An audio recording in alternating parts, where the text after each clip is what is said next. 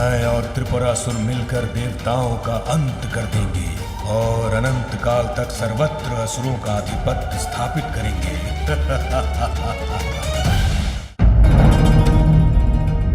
इनकी भक्ति में तो कोई दोष दिखाई नहीं देता, किंतु फिर किसी कपट का आभास क्यों हो रहा है मुझे? अब तो मूषक जी ही कुछ पता लगाएं। ये कैसी काली छाया मेरी ओर बढ़ी आ रही है?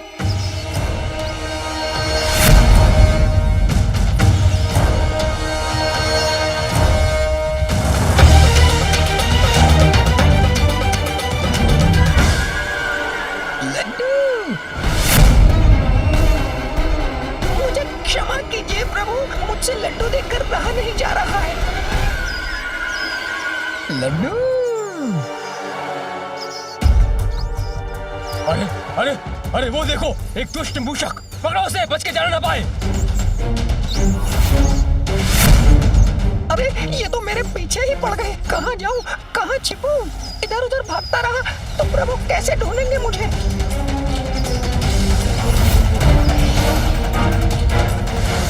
भागो मूषक!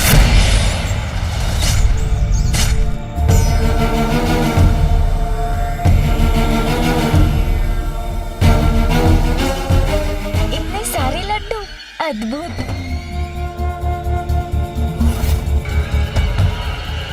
सेवक,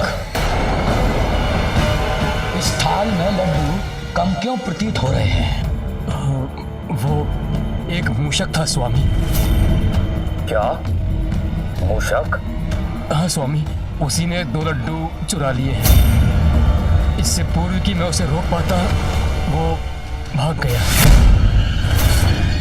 आप चिंता मत कीजिए, प्रतीत होता है मेरे वाहन मूषक जी लड्डुओं में से अपना भाग ले गए। अब ये लड्डू मेरे ग्रहण करने की बारी है। प्रभु, यदि आप हमें अनुमति दें तो अपने हाथों से आपको इन लड्डुओं का भोग करवाना चाहूंगा।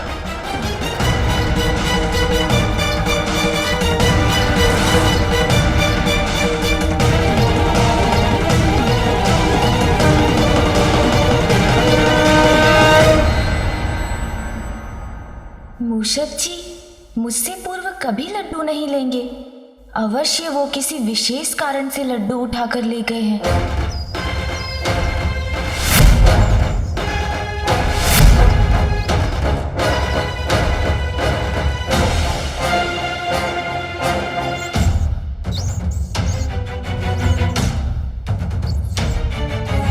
यहाँ से 2 मायावी पथ 2 दिशाओं में जा रहे हैं। एक रजत निर्मित पुर की ओर और दूसरा लौहपुर ले जाने वाला। मैं किधर जाऊं? पूरी भी समाप्त हो गई है।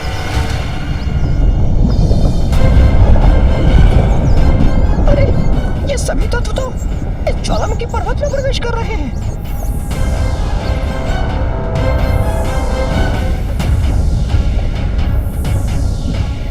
जय विघ्नहर्ता श्री गणेश।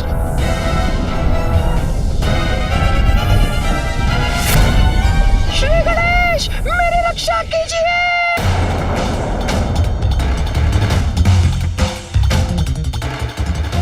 प्रतीत होता है मूषक जी किसी संकट में फंसकर मुझे सहायता के लिए पुकार रहे हैं। श्री गणेश मेरी रक्षा कीजिए। मूषक जी पर कोई संकट छाया है, उन्हें ढूंढकर उनकी रक्षा करनी होगी मुझे। शीघ्र ऐसा उपाय ढूंढना होगा जिससे मैं मूषक जी को ढूंढने यहाँ से चला भी जाऊं और किसी को ज्ञात भी ना हो। यही उचित होगा। ये सभी यहीं स्तंभित हो जाएंगे और मैं वो कर सकूंगा जो आवश्यक है।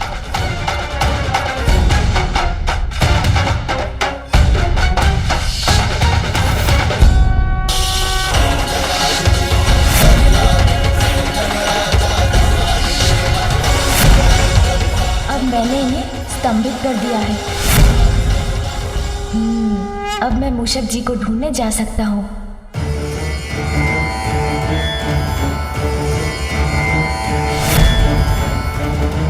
चिंता मत कीजिए मूषक जी, गणेश ने आपकी पुकार सुन ली है। मैं आ रहा हूँ आपकी रक्षा करने के लिए। श्री गणेश, मेरी रक्षा कीजिए। यहाँ तो मूषक जी का स्वर सभी दिशाओं में गूंज रहा है, इसलिए वो किस दिशा में है ये ज्ञात करना कठिन है, किंतु कोई तो उपाय होगा। उन्हें ढूंढने में सहायक कोई तो सूत्र छोड़ा होगा मूषक जी ने।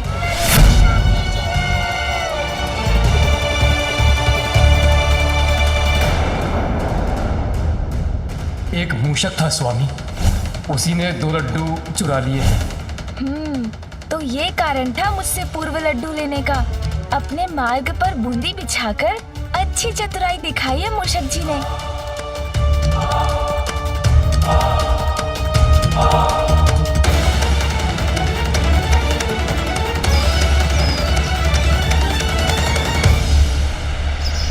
दोनों ओर से प्राणों का संकट छाया है मुझ पर। प्रभु, कहाँ हैं आप? रक्षा कीजिए प्रभु।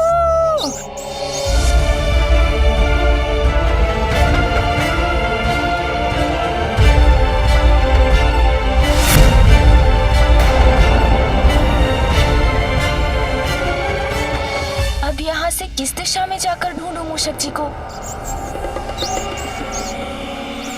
ज्वालामुखी, ताड़कासुर पुत्रों की इच्छानुसार मायासुर ने इस पुर का निर्माण किया था। अपनी इच्छानुसार कोई अपने पुर में ज्वालामुखी का निर्माण क्यों करवाएगा?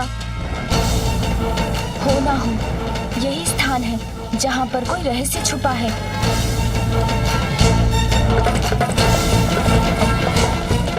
प्रभु, रक्षित कीजिए मुझे। प्रभु, प्रभु।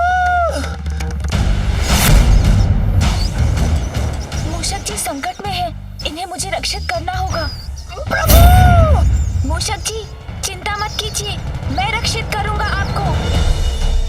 मैं आ रहा हूँ मूषक जी।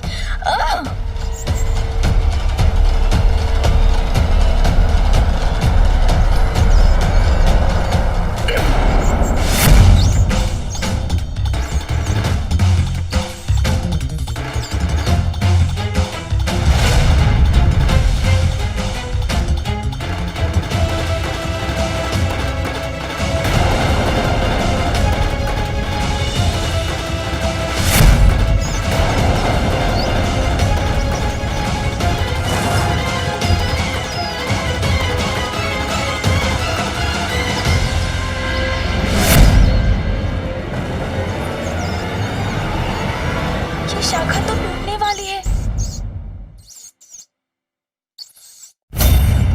छोटे संकट से मुक्त हुए तो ये बड़ा संकट मुख खोले खड़ा है। प्रभु, चिंता मत कीजिए मूषक जी, मैं हूं ना आपके साथ।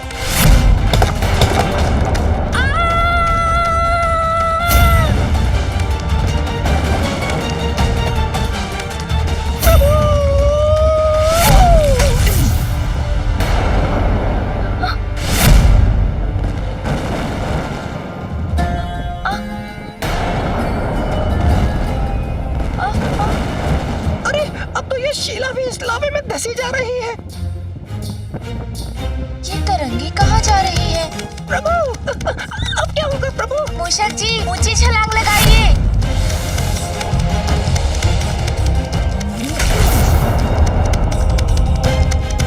धन्य है आप प्रभु, आपने अपने साहस से बड़ा रोमांचक बना दिया ये अनुभव। मूषक जी, हमारे यहाँ आने का प्रयोजन रोमांच प्राप्त करना नहीं है। जो ज्ञात करने आए हैं उसके संकेत ढूंढिए। हाँ प्रभु।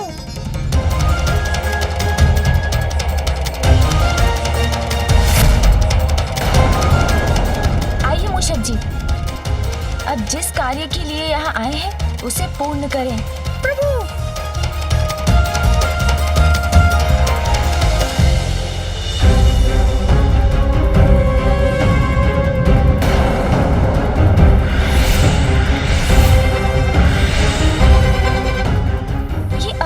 असुर मूर्तियाँ क्या और क्यों है ये? कौन कर रहा है इनका निर्माण?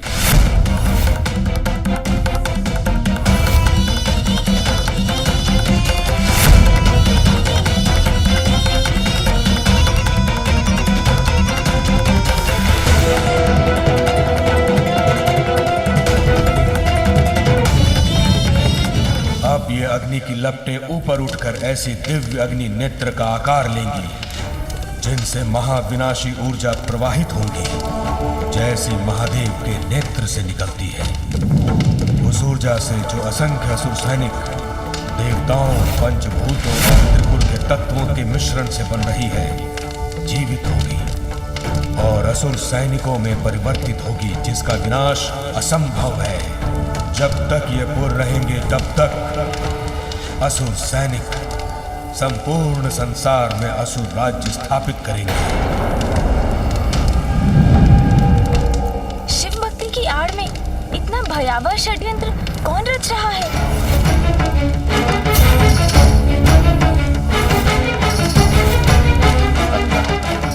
कौन है ये? हर हर महादेव। मैं और त्रिपुरासुर मिलकर देवताओं का अंत कर देंगे और अनंत काल तक सर्वत्र असुरों का आधिपत्य स्थापित करेंगे। दैत्य गुरु शुक्राचार्य?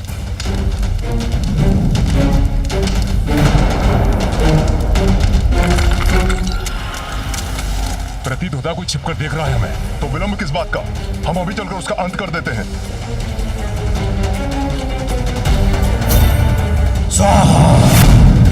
किसी षड्यंत्र की रचना हो रही है यहाँ, इसका आभास था मुझे, किंतु गुरु शुक्राचार्य की देखरेख में इतना भयानक षड्यंत्र रचा जा रहा है।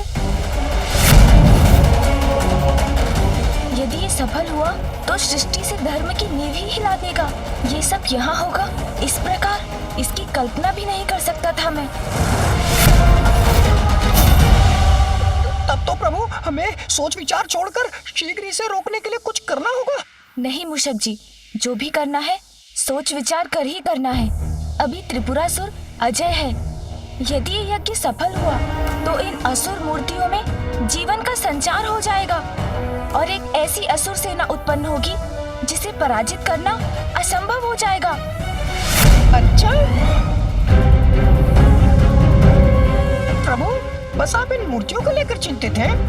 कारण मिटने से परिणाम भी नष्ट हो जाएगा। मैं इन असुर मूर्तियों को ही नष्ट कर दूंगा तो असुर सेना का निर्माण स्वतः ही रुक जाएगा। मूषक जी रुकिए, हमारे किसी भी कृत्य से इन्हें नहीं ज्ञात होना चाहिए कि हम यहाँ आए हैं।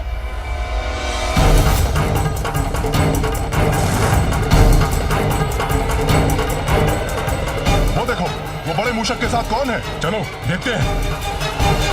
आप देखिए प्रभु, मैं क्या करता हूँ।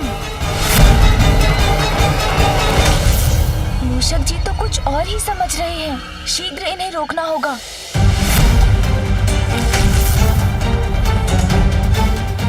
मूषक जी गति धीमी करिए, कहीं आपके दौड़ने की ध्वनि से इन्हें हमारे यहाँ होने का भान न हो जाए। हाँ हाँ, मैं समझ गया। आप तनिक भी चिंता मत करिए प्रभु।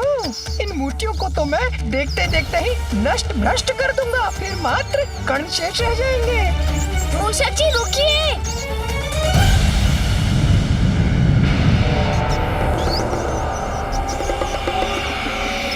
अरे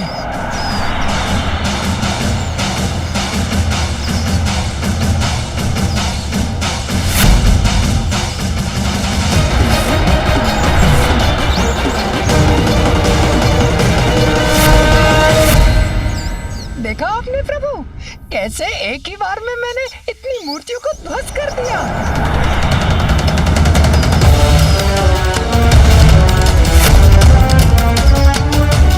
अरे ये असुर मूर्तियां तो पुनः बन रही हैं। इस उद्दंड मूषक को तो हम छोड़ेंगे नहीं। इसका अर्थ है इन मूर्तियों को नष्ट करना असंभव है। तो अब हम क्या करें?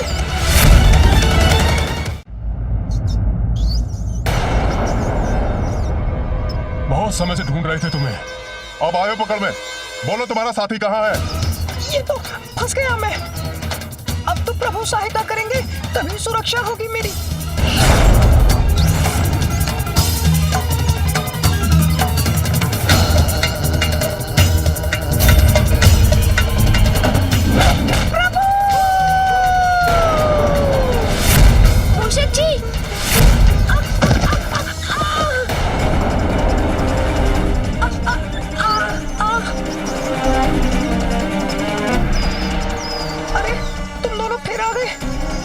अच्छा, आ ही गए हो तो मुझे युद्ध के लिए तैयार होने का अवसर तो दो। युद्ध करेगा एक मूषक, वो भी हमसे।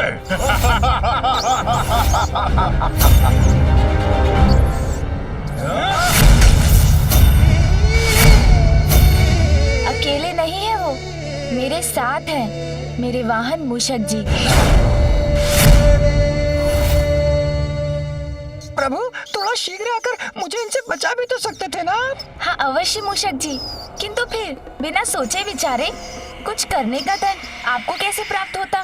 सोच विचार तो तुमने भी नहीं किया, अन्यथा यहाँ आने की भूल नहीं करते गजमुख बालक। गजमुख अवश्य हो तुम, किंतु तुम्हें ज्ञात नहीं कि एक वास्तविक गज जैसा बल है हम दोनों में। अब हमारे हाथों मसले जाने के लिए तैयार हो जाओ तुम। इनके साथ युद्ध हुआ तो ध्वनि उत्पन्न होगी और ध्वनि से अन्य असुर भी सचेत हो जाएंगे।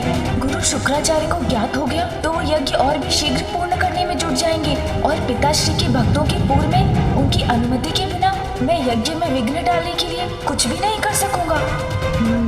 इसलिए बुद्धि से कार्य लेकर इनसे छुटकारा पाना होगा मुझे। क्या हुआ गजमुख बालक? मैं के कारण जड़ हो गए क्या? आओ युद्ध करो हमसे। उचित कहते हैं आप। भय से मुक्ति का तो एकमात्र उपाय है आपसे युद्ध करना, किंतु उसका एक नियम होगा। युद्ध के समय किसी के भी मुख से एक भी स्वर नहीं निकलना चाहिए और यदि ऐसा हुआ तो उसे उसी क्षण पराजय स्वीकार करनी होगी। किंतु हम तुम्हारा नियम क्यों स्वीकार करें? मत कीजिए स्वीकार। वैसे मैं तो आपकी भलाई सोच रहा था, किंतु विचार कीजिए, यदि हमने ध्वनि उत्पन्न की तो गुरु शुक्राचार्य का ध्यान भंग हो जाएगा।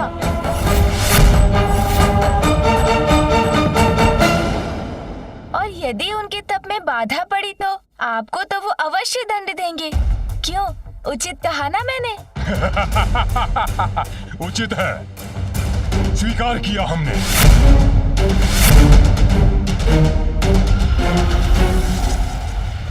मूषक जी, आप तो पीछे ही रहिए, ये युद्ध तो मुझे अकेले ही करना होगा।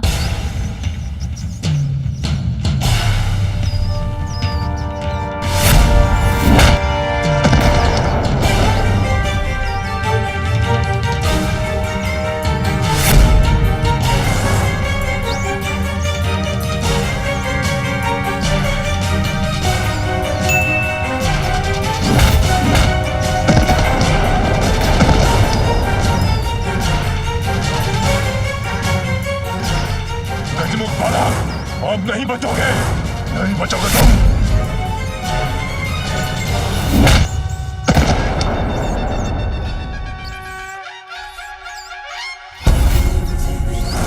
हमसे छल अभी बताता हूँ।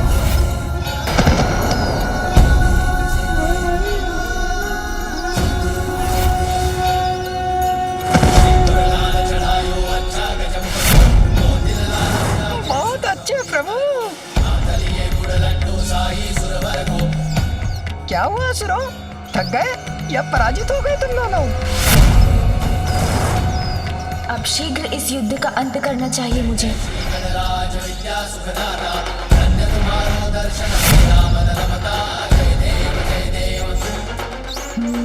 दहकता लावा है नीचे। प्रभु की योजना समझ गया मैं। अरे तुम दोनों तो बहुत बोल रहे थे, तुम में गजबल है। करो ना, है बल तो उसका प्रदर्शन भी करो। या मेरे समान मूषक ही बन गए हो तुम दोनों। ये मूषक हमें मूषक बुला रहा है। अब ये गजमुख बालक जीवित नहीं रहेगा।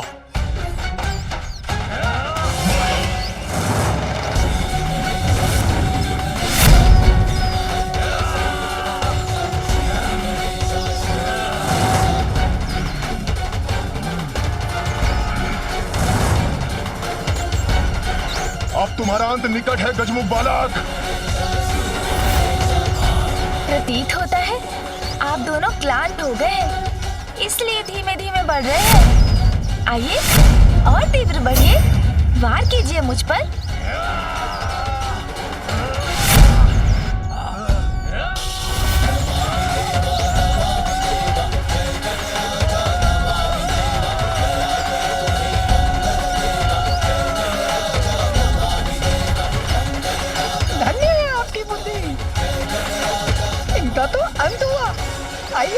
अब इस असुर सेना को भी नष्ट करने का उपाय करते हैं।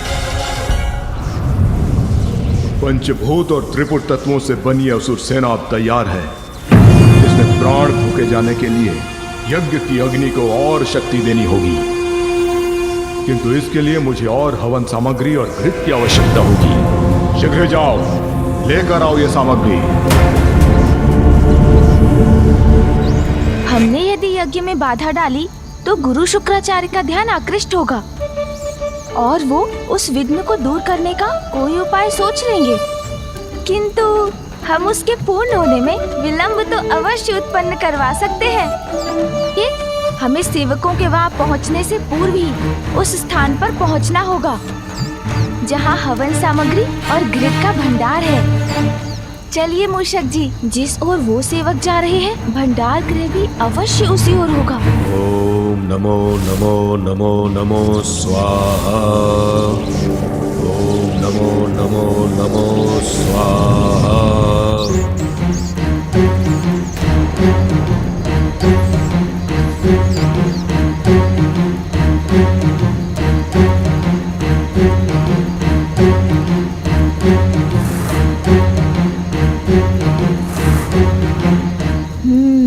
तो सुरंग में है हवन सामग्री। मुझे तत्काल कोई उपाय करना होगा ताकि असुर सैनिक वहां तक पहुंच ही ना सके। हाँ, ये उपाय तो अच्छा है। सुन जी,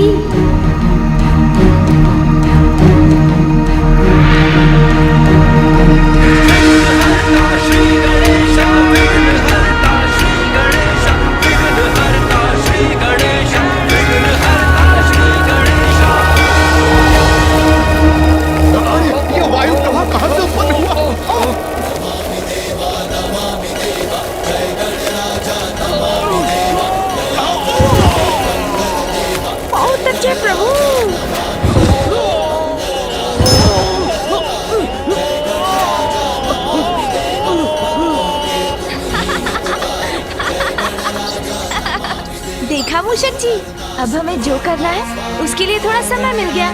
हाँ प्रभु। मूषक जी, शीघ्र चलिए भंडार के भीतर।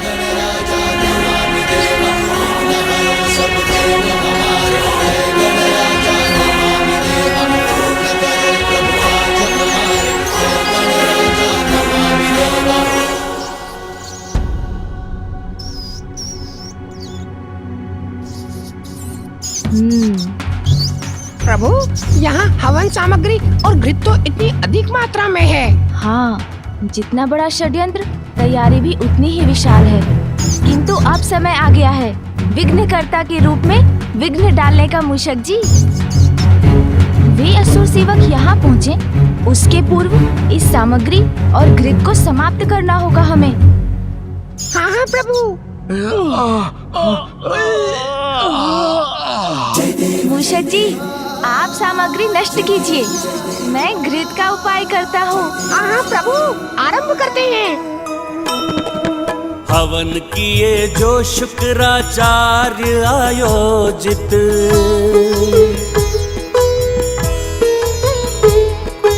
जिससे हो देव नष्ट जग का हो अहित।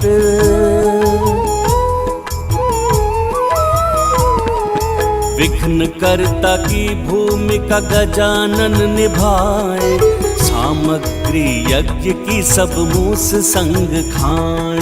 जय गणेश जय गणेश जय गणेश देवा, माता जाति पार्वती पिता महादेवा।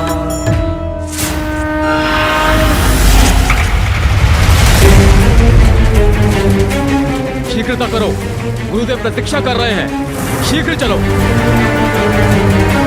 हाँ हाँ मूषक जी, सारी सामग्री नष्ट कर दीजिए। असुरों के गुरु शुक्राचार्यों को प्रतीक्षा कराना उचित नहीं है, आगे बढ़ो। शीघ्रता कीजिए मूषक जी, असुर सेवक किसी भी क्षण यहाँ पहुँच जाएंगे।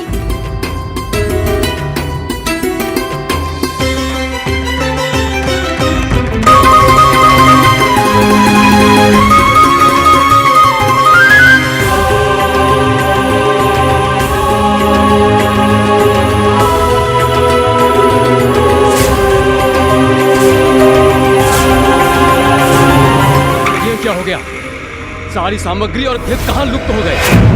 गुरु शुक्राचार्य को ज्ञात हुआ तो उनका क्रोध हमें भस्म कर देगा, किंतु किसने किया ये दुस्साहस? गया कहां? ये तो अच्छा हुआ प्रभु, यहाँ उन सेवकों ने भंडार में प्रवेश किया और वहाँ हम निकल गए। अब तो वो इसी विचार में होंगे कि सामग्री और घृत को किसने नष्ट किया। हाँ मूषक जी।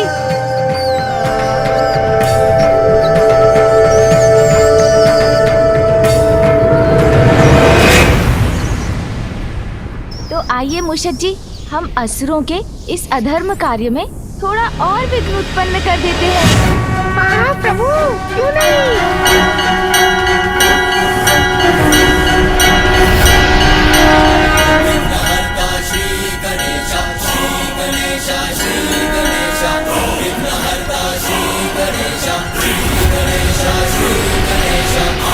अब ये कवच गुफा में समाहित होने वाले तत्वों की शक्तियों को रोकेगी। आगे बढ़िए मूषक जी।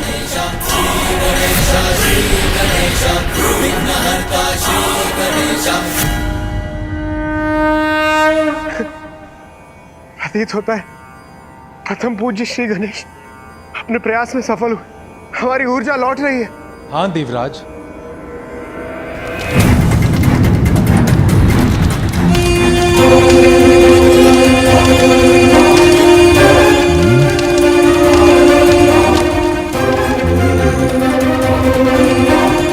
पंचतत्वों का प्रवाह क्षीण क्यों पड़ गया? प्रतीत होता है कि कोई मेरे कार्य में विघ्न डालने का प्रयत्न कर रहा है, अन्यथा मेरे कार्य की गति कम कैसे हो रही है?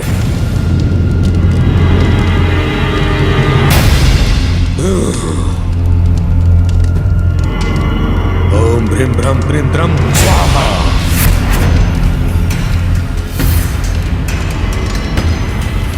नहीं, हवन सामग्री समाप्त नहीं हो सकती। मैंने अपने सेवकों को सामग्री और घृत लाने के लिए भेजा था, इतना विलंब क्यों कर रहे हैं वो?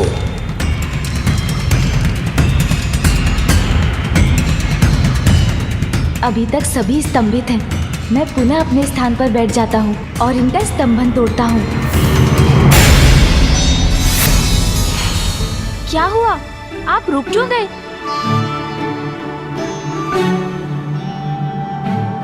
लड्डू खिलाइए ना।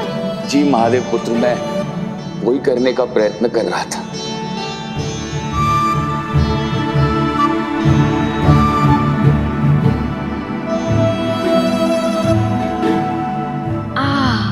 बस पर्याप्त है। क्या प्रभु, हम तो आपको लड्डू खिला ही ना सके। आपका तो एक ही लड्डू में उधर भर गया। इसका कारण भी आप कुछ ही समय में जान जाएंगे, जब आपको ज्ञात होगा कि आज कितने घृत का पान किया है मैंने। रुकिए, आप दोनों अपने हृदय को छोटा मत कीजिए। जो लड्डू तारकाक्ष जी ने मुझे खिलाया वो आप सबकी इतने श्रद्धा और भक्ति से पूर्ण था कि उसी से मेरा उदर भर गया। आप इन शेष लड्डुओं को त्रिपुर में प्रसाद के रूप में बंटवा दीजिएगा। जैसी आपकी आज्ञा प्रभु। अब आप मुझे अनुमति दीजिए। इतनी शीघ्र तो भी क्या है? आपकी सेवा का हमें थोड़ा और अवसर दीजिए। वो अवसर शीघ्र प्राप्त होगा आपको, किंतु अभी तो मुझे जाकर पिताश्री को आपकी भक्ति और सेवा से अवगत कराना चाहिए। आपका बहुत बहुत धन्यवाद कि आपके माध्यम से हमारी प्रार्थना स्वयं महादेव तक पहुंच जाएगी। आइए।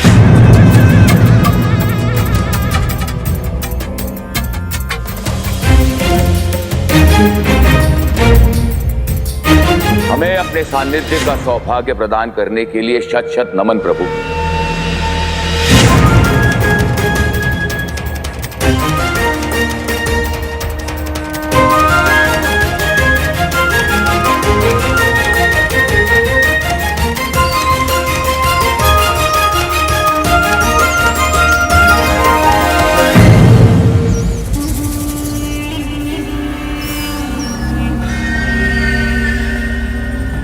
महादेव पुत्र का अचानक यहाँ पर आगमन और उतनी ही शीघ्रता से प्रस्थान क्यों? संभव है भ्राताओं, ये उन दुष्ट देवताओं का कोई छल हो। भ्राताश्री, कहीं यहाँ आकर हमारा उद्देश्य तो ज्ञात नहीं कर लिया महादेव पुत्र ने? तुम दोनों शीघ्र जाओ और जाकर देखो कि आचार्य शुक्राचार्य का कार्य सुचारू रूप से चल रहा है या नहीं। अब हमारे वास्तविक प्रयोजन में और विलंब नहीं होना चाहिए। बहुत प्रतीक्षा की है इस दिवस की, अब और नहीं, अब और नहीं।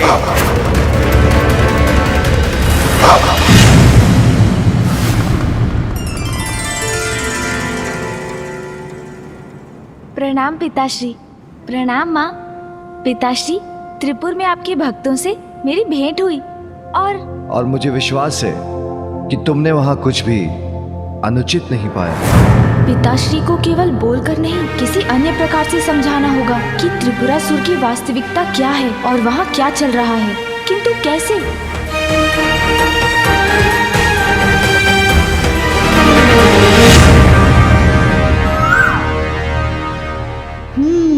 मिल गई युक्ति।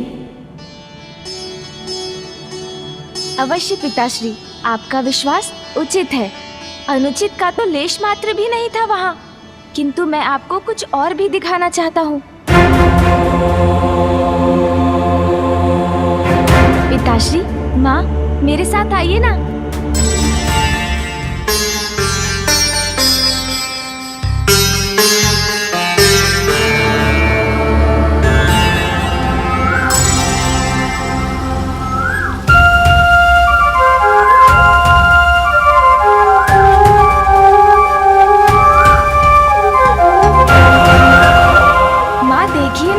कितना कोमल, कितना सुंदर स्वर है इस कोयल का। हाँ माँ, किंतु अपने मधुर स्वर से सबका मन मोहने वाली इस कोयल के पंजे पर भी एक दृष्टि डालकर देखिए।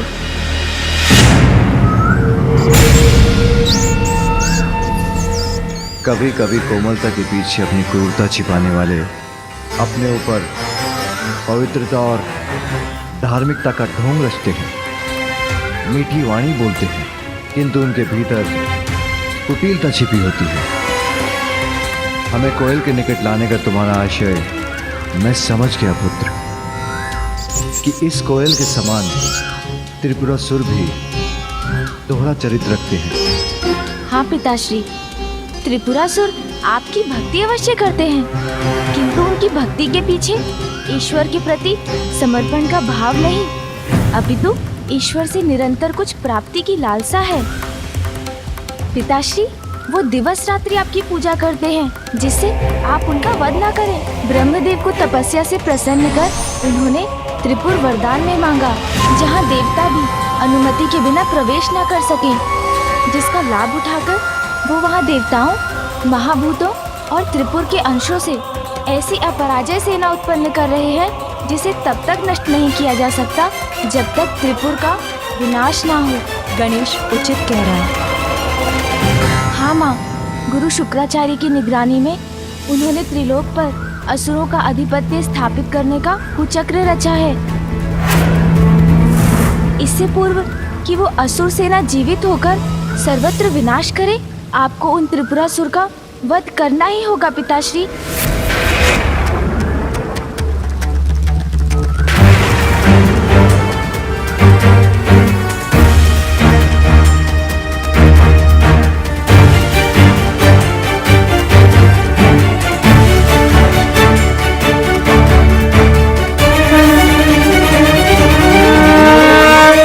मुझे दिखाई दे रहा है त्रिपुर का नाश करने के लिए जो अनिवार्य स्थिति है वो अभी उत्पन्न हो रही है।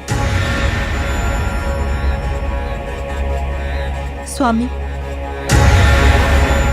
यदि अभी आपने विलंब किया तो अगले सहस्त्र वर्षों तक त्रिपुर का नाश असंभव है।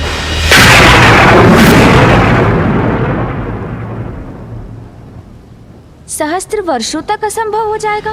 वो क्यों माँ? पुत्र,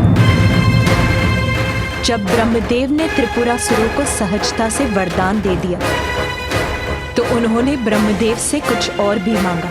प्रभु, मेरे भ्राताओं की इच्छा अनुसार हमें त्रिपुर का वरदान देने की कृपा कर आपने हमें कृतार्थ किया, किंतु मैं अभी भी संतुष्ट नहीं हूं। मेरी एक इच्छा अभी शेष है, उसे भी पूर्ण करने की कृपा करें। कहो वत्स कमलाक्ष, क्या चाहते हो तुम? प्रभु, मेरे भ्राता की इच्छा अनुसार मात्र महादेव ही त्रिपुर का नाश कर सकते हैं, किंतु तब सहस्त्र वर्षों में हमारे त्रिपुर के तीनों पुर एक सीधी रेखा में स्थिर हो।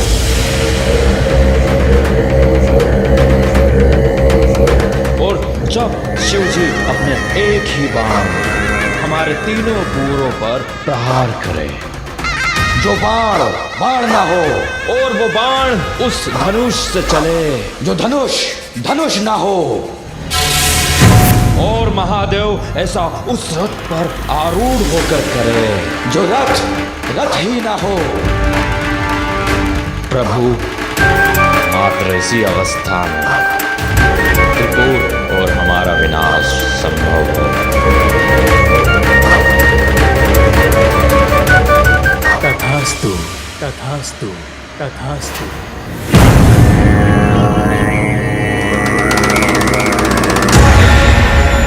अर्थात यही उचित अवसर है उनके विनाश का, अन्यथा त्रिलोक पर उनका आधिपत्य स्थापित हो जाएगा और सर्वत्र अधर्म का अंधकार छा जाएगा। जिनके मुख पर सदा मेरा ही नाम रहता है, अपने उन अनन्य भक्तों पर मैं अपने अस्त्र कैसे उठा पाऊंगा गणेश?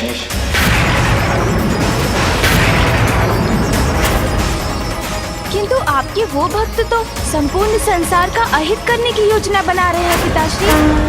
आपके प्रति उनकी भक्ति ढाल बनकर उनकी रक्षा कर रही है, किंतु उनकी भक्ति की ढाल इतनी भी बलवान नहीं है पिताश्री। पुत्र, तुम्हें जो भी उपाय करना है शीघ्र करना होगा, क्योंकि त्रिपुर अब एक सीधी रेखा में शीघ्र आने वाले हैं, और जितनी शीघ्र वो उस रेखा में आएंगे उतनी ही शीघ्र उस रेखा से बाहर भी चले जाएंगे। तुम्हारे पास कुछ ही पहर का समय है। माँ, मुझे ज्ञात है समय कम है। धर्मपरायण जनों का विघ्न हरता हूँ तो अधर्मियों और पापियों का विघ्न करता भी तो हूँ। कोई अनिष्ट नहीं होने दूंगा मैं, किंतु उसके लिए मुझे मामा जी की सहायता चाहिए होगी।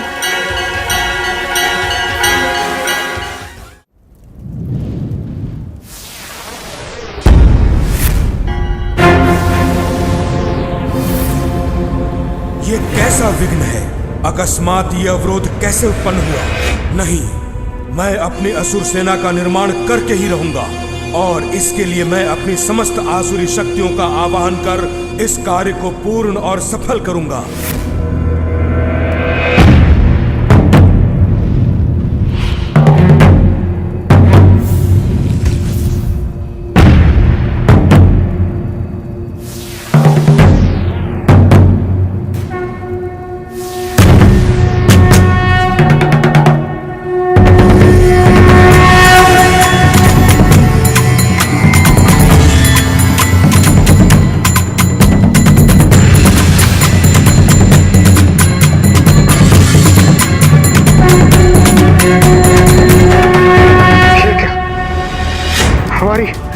हमारी ऊर्जा पुनः क्षीण हो रही, अर्थात संकट अभी टला नहीं।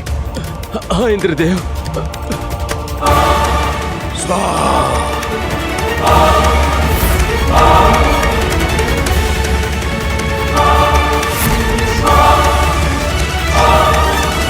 अपनी रक्त की आहुति देकर भी इस यज्ञ की अग्नि को बढ़ाने की आवश्यकता होती तो वो भी करता मैं, किंतु अपनी असुर सेना और इस यज्ञ पर आंच कदापि नहीं आने देता। त्रिपुर के एक रेखा में आने के पूर्व इस असुर सेना को जीवित करूंगा। फिर त्रिपुर का कोई विनाश नहीं कर सकेगा। हर हर महादेव।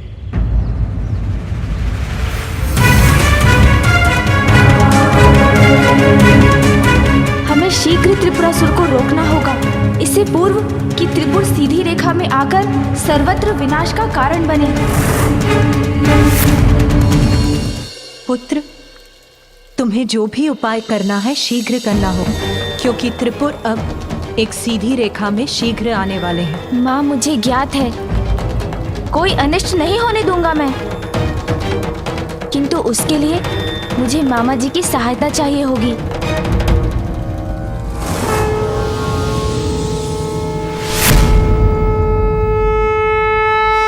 मुझसे कैसी सहायता चाहते हो भांजे? मामा जी, त्रिपुरासुर के भीतर छिपी कुटिलता को उजागर करने में मेरी सहायता कीजिए। अपने भक्तों को दंडित करने में संकोच कर रहे हैं महादेव, इसलिए तुम मेरे पास सहायता के लिए आए हो भांजे। प्रभु शिव शंकर को अपने भक्तों को दंड देने में उसी प्रकार संकोच होता है जैसे एक उद्दंड बालक को सुधारने के लिए उसके स्नेही पिता को होता है। उचित है महादेव भोलेनाथ जो ठहरे। मामा जी, किंतु आप तो भोले नहीं है ना, आप तो सहज ही उन दुष्ट त्रिपुरासुर का वास्तविक रूप उजागर करने में सक्षम है, इसलिए उनकी परीक्षा लीजिए। मेरी विनती है, उजागर कर दीजिए उनका गुप्त भेद। त्रिपुर को मिटाकर अधर्म का नाश करने का यही एकमात्र अवसर है मामा जी। त्रिपुरासुर के मन का मैल सामने लाने के लिए मेरे तन का मैल ही पर्याप्त है।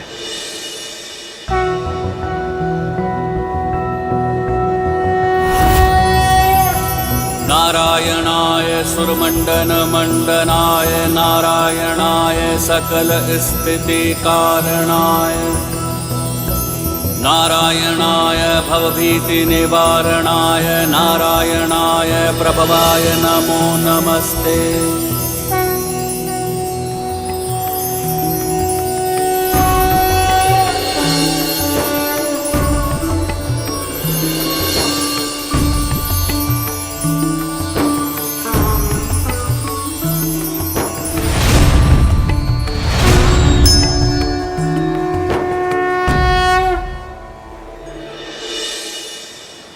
प्रणाम प्रभु।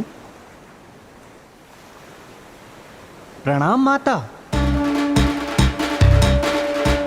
आपके तन के मैल से उत्पन्न हुए इस अरिहन के लिए क्या आदेश है प्रभु?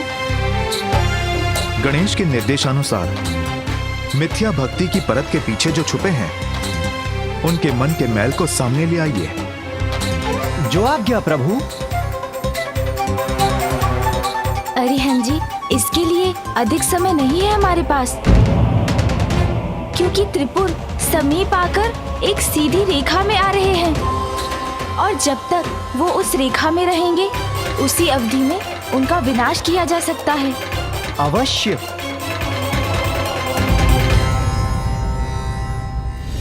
त्रिपुर के एक रेखा में आने के पूर्व इन असुर सैनिकों को जीवित करूंगा। फिर त्रिपुर का कोई विनाश नहीं कर सकेगा।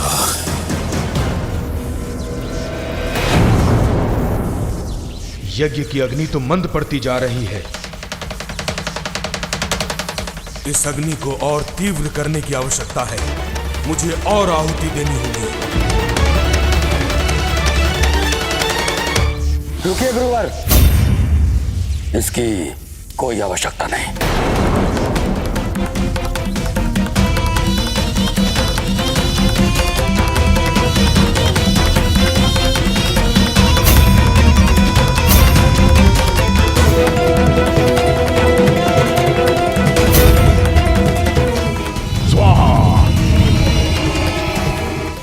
नमो नमः। गुरुवर, अब ये यज्ञ कदापि नहीं थमेगा, शीघ्र ही चरम पर पहुंचेगा अपने। आप चिंता मत कीजिए गुरुवर, मैंने भंडार को पुनः यज्ञ सामग्री और भिक्ष से भर दिया है।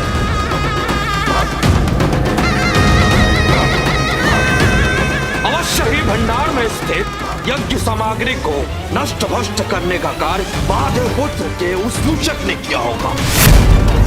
मैंने सुरक्षा के प्रबंध और कड़े कर दिए हैं। अब यज्ञ में और विघ्न नहीं आएगा। विघ्न आ नहीं सकता, आ चुका है। गणेश बन रहा है विघ्न करता। देवताओं पर असुरों का आधिपत्य स्थापित करने की हमारी गुप्त योजना ज्ञात है उसे। वो विघ्न उत्पन्न करने का प्रयास अवश्य करेगा, किंतु मैं अपने उद्देश्य में अडिग रहूंगा। इस संघर्ष में केवल और केवल असुरों की विजय होगी। हम सावधान रहेंगे गुरुवर, परंतु आप व्यर्थ ही चिंता कर रहे हैं। जब तक महादेव की कृपा दृष्टि हम पर है, हमें कोई नष्ट नहीं कर सकता। ये भक्ति का ढोंग हमें तब तक और ढोना होगा जब तक हमारे पूर्व सीधी रेखा से पार नहीं आ जाते, और जिसके बाद सहस्त्र वर्षों तक हमारा कोई अहित नहीं कर सकेगा।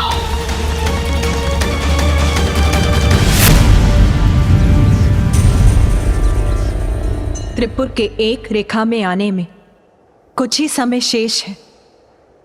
ये अवसर बीतने से पूर्व पुत्र गजानन को कुछ करना होगा।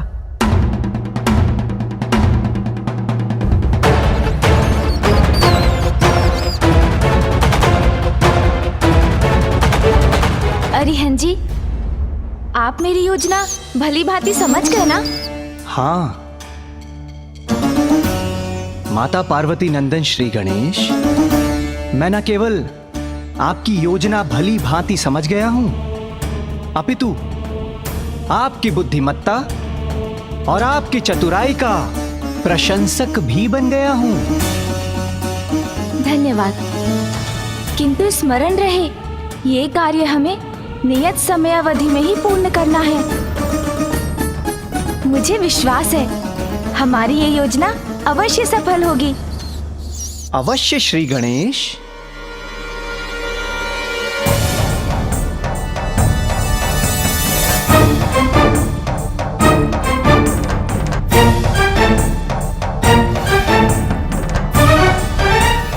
मैं नारायण का अंश अरिहंत त्रिपुर में प्रवेश का इच्छुक हूं। त्रिपुर में प्रवेश का इच्छुक हूं। नारायण का अंश यहाँ क्यों? गुरुदेव शुक्राचार्य ने कहा था कि सावधान रहना, तो हम सावधान ही रहेंगे। अरिहंत से भयभीत होने की आपको आवश्यकता नहीं है। मैं तो यहाँ अपने नवीन मित्रों की सहायता हेतु आया हूँ। इसका भीतर आना वर्जित किया तो वंचित रह जाएंगे आप लोग उस दिव्य अमृत से। और यदि इस अरिहंत को प्रवेश करने दिया तो समस्त त्रिपुर वासियों के सुख और समृद्धि का एकमात्र स्रोत वो दिव्य अमृत, वास्तविक अमृत प्राप्त कर लेंगे आप।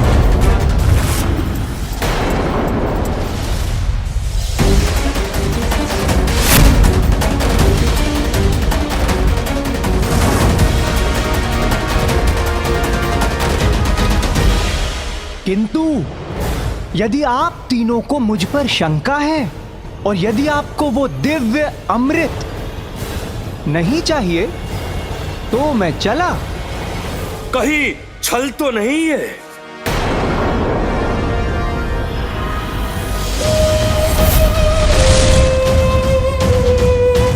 नारायण के अंश होकर उनके शत्रुओं के लिए अमृत क्यों लाए हो तुम? आपका कहना उचित है। अंश हूं उनका, मित्र नहीं, सेवक हूं उनका, किंतु शुभ चिंतक नहीं। जिस प्रकार आप असुरों को कोई भी स्वीकार नहीं करता, ठीक उसी प्रकार इस अरिहंत का भी तिरस्कार किया है। स्वयं नारायण ने नारायण के मैल से उत्पत्ति हुई है मेरी, इसीलिए मुझे अपनी स्वयं की इस उत्पत्ति को वो आप असुरों के समान मैल ही मानते हैं। और इसलिए यह स्वाभाविक है कि मेरी और आपकी मित्रता हो जाए।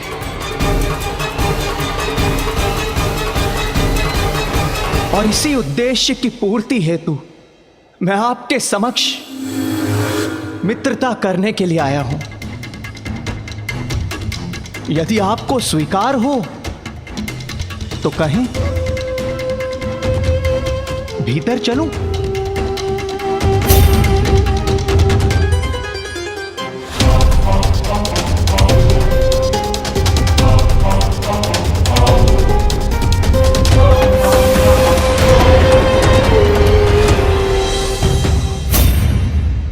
अरिहंत जी तो अपने बुद्धि के बल पर त्रिपुर के भीतर प्रवेश करने में सफल हो गए। अब प्रतीक्षा है कि वो किस प्रकार उनका ढोंग सामने ला पाते हैं।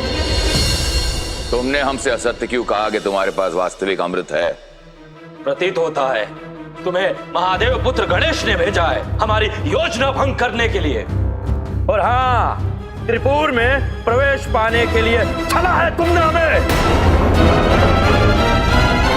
कान जी, भीतर क्या हो रहा है ज्ञात करने में मेरी सहायता कीजिए।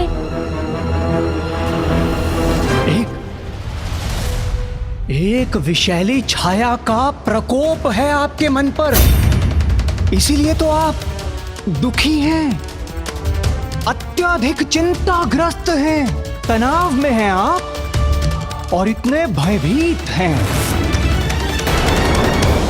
किंतु आपके दुखों का नाश करने वाला, आपकी इस विषैली छाया को हटा देने वाला दिव्य अमृत है अरिहंत के पास।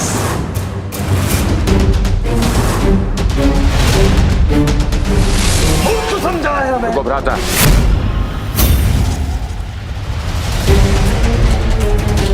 तुम कौन से विष को हटाने की बात कर रहे हो? हम तुम्हें एक और अवसर देते हैं। तुम हमें यह बताओ कि त्रिपुर वासियों के लिए तुम ऐसा कौन सा वास्तविक सुख लाए हो?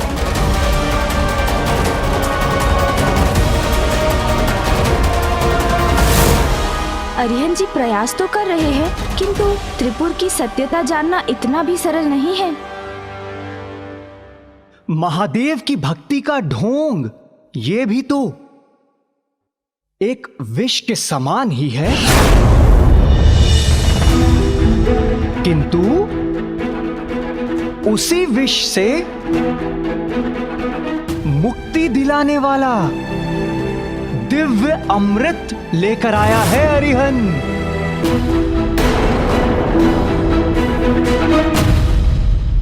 आपकी बुद्धि और आपके हृदय, इन दोनों में केवल और केवल एक ही प्रबल इच्छा व्याप्त है, और वो है भोग, विलास, आनंद उठाने वाली इच्छा।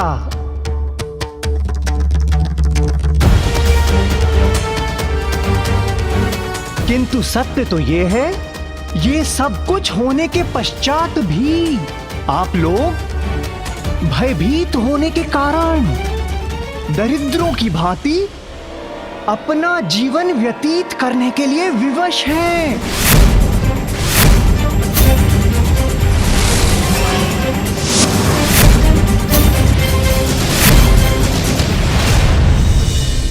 हमें भयभीत पुकारने का दुस्साहस कैसे किया तुमने?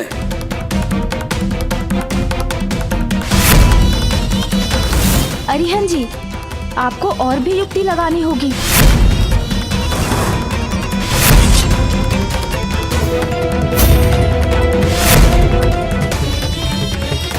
शिव भक्ति का ढोंग करते करते कठिन धर्म का पालन ऐसे घोर कष्ट उठा रहे हैं आप, और त्रिपुर जैसे संपन्न पुरों के अधिपति होते हुए भी काम, लोभ, मोह, मदिरा इन सब से दूर क्यों हैं आप? क्योंकि शिव भक्ति से हमें सुरक्षा प्राप्त होती। त्रिपुरासुर, कैसी भ्रांति में जी रहे हैं आप? सर्वशक्तिशाली, सर्वज्ञाता, साक्षात भगवान महादेव को आप तीनों की ये ढोंगी भक्ति भली भांति ज्ञात है।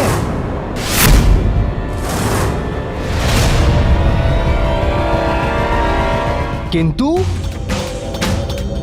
फिर भी आप तीनों सुरक्षित हैं और इसका कारण आपकी ढोंगी भक्ति नहीं है, अपितु आप तीनों की संगठित शक्ति है।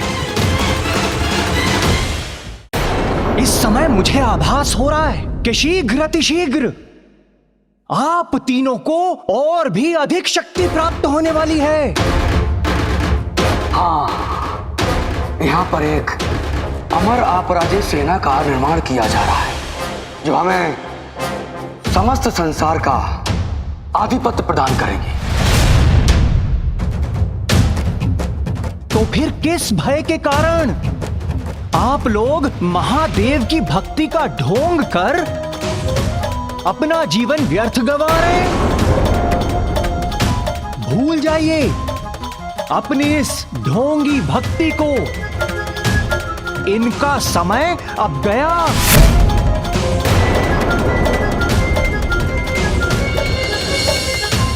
पहचानिए अपनी शक्तियों को।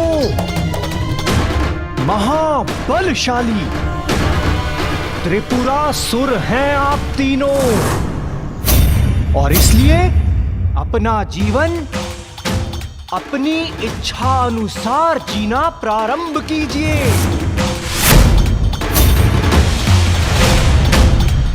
ये नारायण अंश सत्य कह रहे हैं, हमें भला किसका भय। चलिए मूषक जी। जब सभी सुख सुविधाएं प्राप्त है हमें, फिर ऐसे दरिद्रों की भांति क्यों जी रहे हैं? सत्य है, भक्ति में व्यर्थ कर रहे हैं अपना जीवन।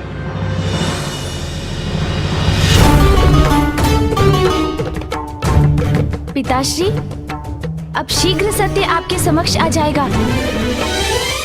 जब त्रिपुरासुर द्वारा आपकी झूठी भक्ति समाप्त होगी और सत्य शीघ्र आपके नेत्रों के समक्ष प्रकट होकर आपको विश्वास दिला देगा।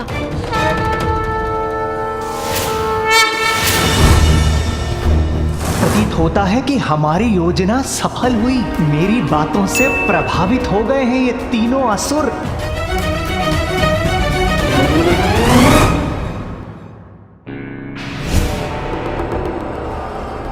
भ्राताओं, गुरुदेव शुक्राचार्य ने हमें सचेत किया था, इसलिए हमें इसकी रमजान में नहीं पड़ना चाहिए।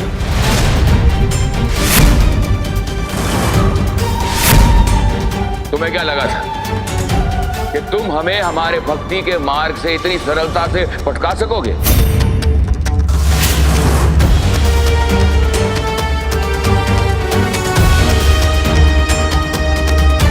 पुत्र, मेरे भक्त किसी भी स्थिति में भक्ति के मार्ग से नहीं डिगेंगे। आपको विश्वास दिलाने के लिए मुझे कुछ और प्रयास करना होगा।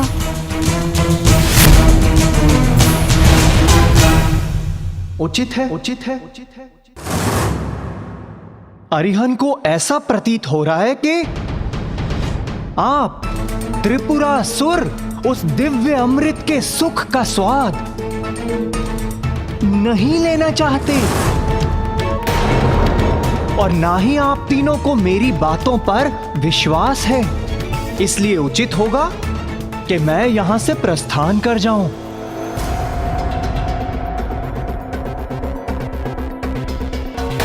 कोई अमृत नहीं है तुम्हारे पास, इसलिए अमृत के नाम पर हमें मूर्ख बनाने का प्रयास कर रहे हो।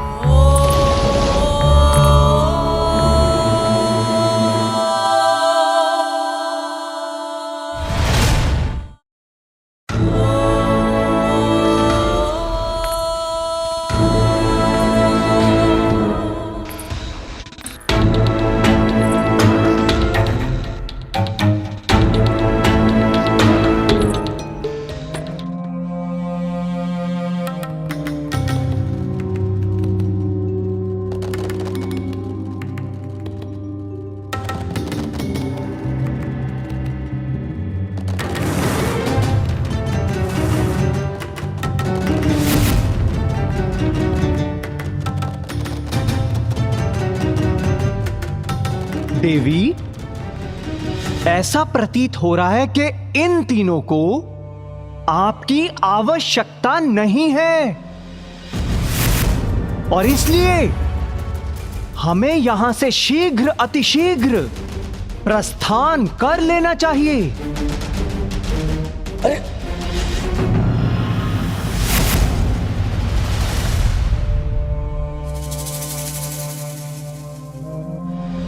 इस सुंदरी के हाथ में जो कुछ भी है उसका एक घूंट पान करने में कोई समस्या नहीं है।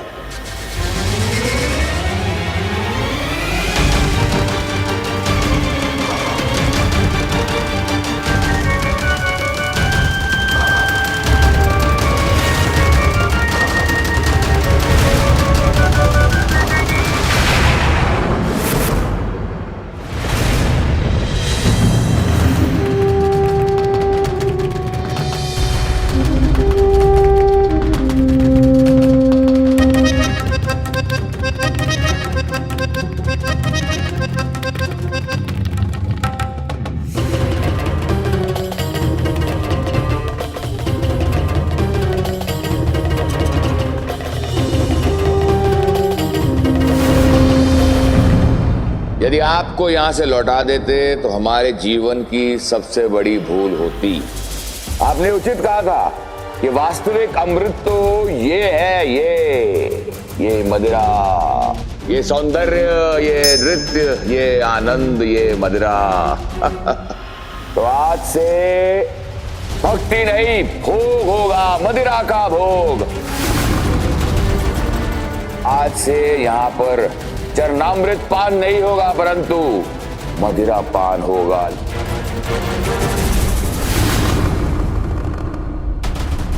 त्रिपुरासुर की रक्षा करने वाली आपकी भक्ति की ढाल अब नष्ट हो चुकी है पिताश्री। स्पष्ट कर दिया है उन्होंने कि अधर्म के प्रति है उनकी वास्तविक भक्ति। तो प्रभु, इसके पूर्व की उनकी असुर सेना जीवित हो, उनके पूर्व सीधी रेखा से बाहर आए और असुर सहस्त्र वर्षों तक सर्वत्र विनाश करें, उनका अंत कर दीजिए।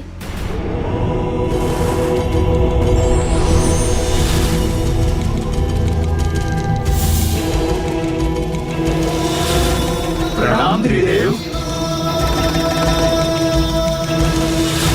प्रणाम फूफा जी। प्रणाम मामा जी। महादेव, गणेश ने बड़ी ही चतुराई से समय रहते उनका सत्य उजागर किया है, अन्यथा बहुत विलंब हो जाता। विलंब तो अभी भी हो रहा है, इसीलिए समस्त देवी देवताओं की ओर से मैं प्रार्थना करता हूं महादेव कि इस असुर उपद्रव को उत्पन्न होने से पूर्व रोक दीजिए।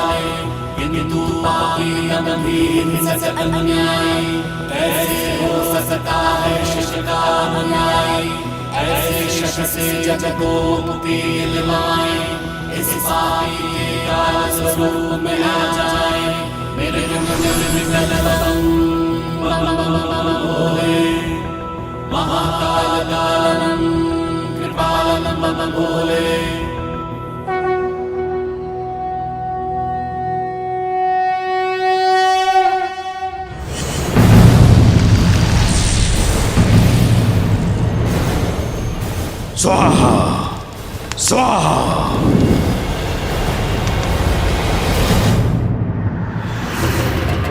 मदिरा लाओ सुंदरी, मदिरा और मदिरा पिलाओ, पिलाओ। आनंद सुंदरी, अति आनंद, नृत्य करो। क्या नृत्य, वाह आनंद, क्या नृत्य, अति आनंद। मदिरा पी के नृत्य देखने का आनंद ही अद्भुत होता है। वाह, डालो मदिरा, वाह सुंदरी वाह, और मदिरा पिलाओ और नृत्य करो। मेरा कार्य यहाँ पूर्ण हुआ। महादेव पुत्र श्री गणेश ने अपनी बुद्धि का अचूक वार किया है इन तीनों दुष्टों पर।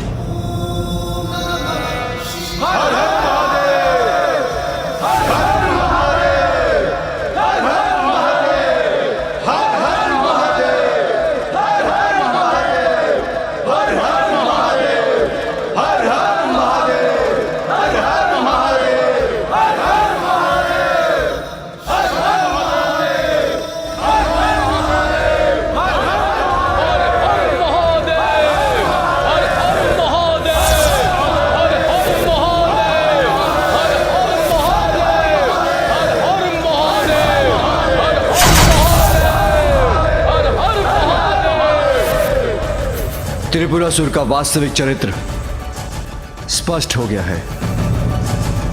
उनका कुटिल अभिप्राय भी अब किसी से छिपा नहीं। गणेश के प्रयासों से त्रिपुरासुर का सत्य उजागर हो गया है, इसलिए उनका अंत करने को तत्पर हूं मैं, तत्पर हूं मैं।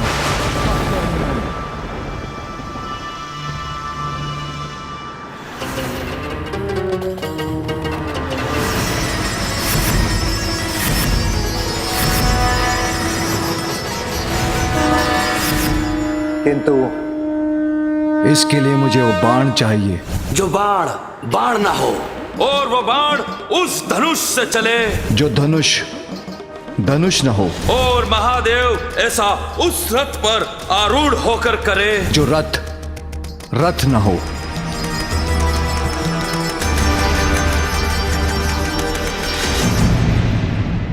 ये सभी कौन प्रस्तुत करेगा?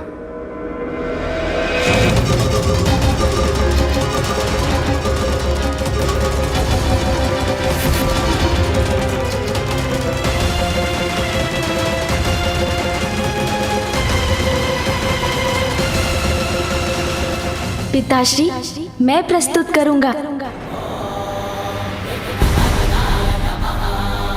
पुत्र, ऐसा रथ, धनुष और बाण कहाँ ढूंढोगे तुम?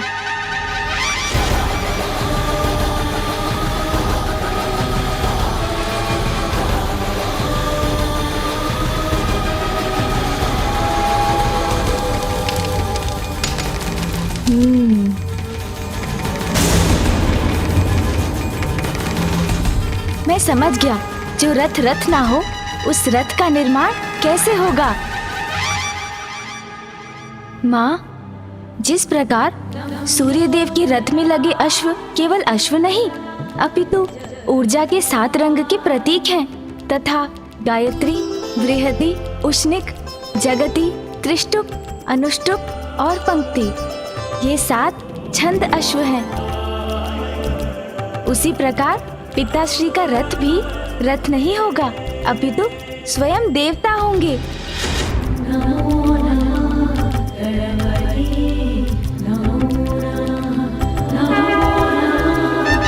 और देवताओं के इस रथ का निर्माण करने के लिए मुझे ब्रह्मांड के सबसे श्रेष्ठ और कुशल शिल्पी विश्वकर्मा जी की सहायता चाहिए होगी।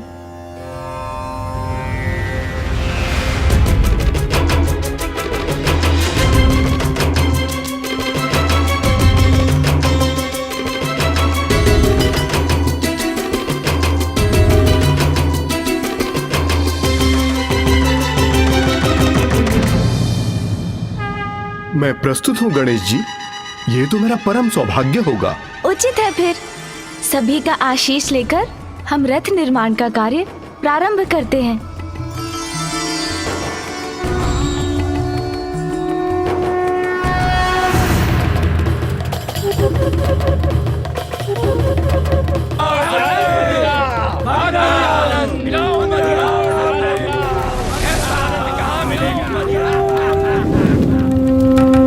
त्रिपुर में यह कोलाहल कैसा?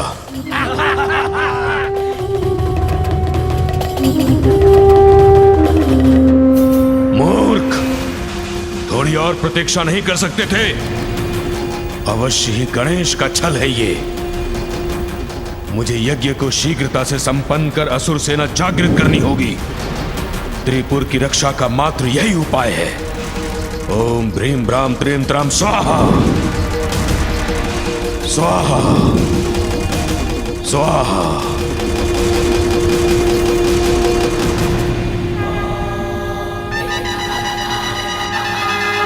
हे पार्वती नंदन गणेश, मैं विश्वकर्मा देव शिल्पी होकर भी यह कल्पना नहीं कर सकता कि धनुष, बाण और रथ का निर्माण हम कैसे करेंगे, जिसकी हमें आवश्यकता है, जो हो भी और ना भी हो। यह कैसे संभव है?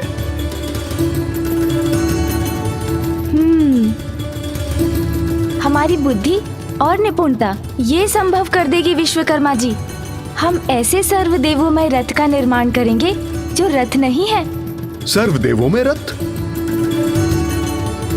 हाँ विश्वकर्मा जी, वो रथ जो सर्वलोकमय और सर्वभूतमय हो, जिसके दाहिने चक्र में स्वयं सूर्य देव और रथ के चक्र की तिल्लियों में 12 आदित्य विराजमान हो।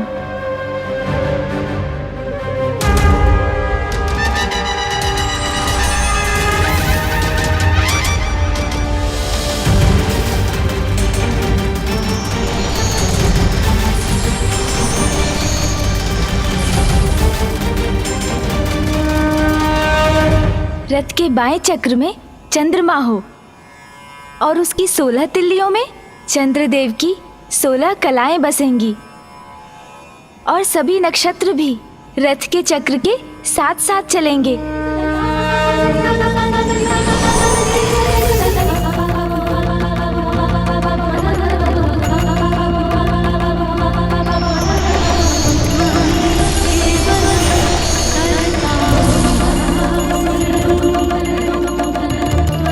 संपूर्ण अंतरिक्ष रथ का अग्रभाग हो।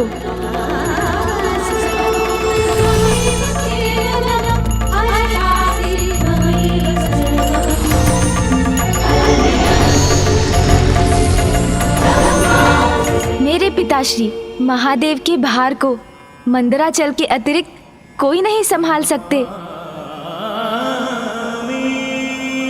इसलिए रथ के बैठने के स्थान पर मंदराचल हो।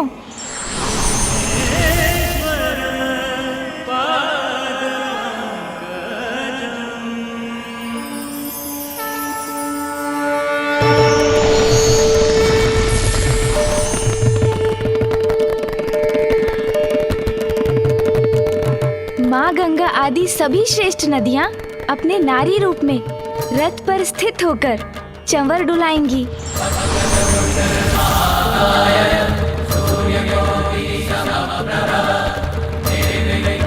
चारों वेद उस रथ के 4 अश्व होंगे। वायुदेव रथ के आगे आगे चलकर रणभेरी बजाएंगे।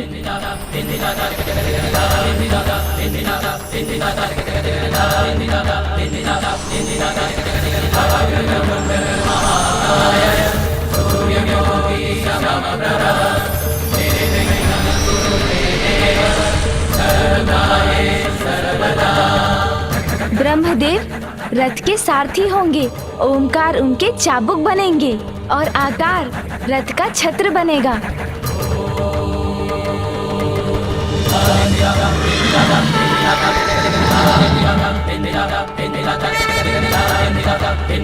संवत्सर रथ का वेग और मुहूर्त उसकी रस्सी होंगे। स्वर्ग और मोक्ष रथ की ध्वजा। कामधेनु और ऐरावत की पत्नी अब्राह्मु रथ के जुए के अंतिम छोर पर स्थित होंगे और पंचभूत इस रथ के बल बनेंगे।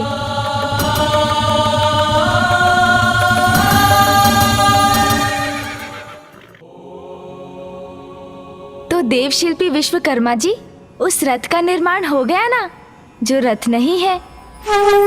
आपकी बुद्धि और आपकी कल्पना अतुलनीय है, अद्भुत है प्रभु। धन्यवाद विश्वकर्मा जी। आइए अब हम धनुष का निर्माण करते हैं।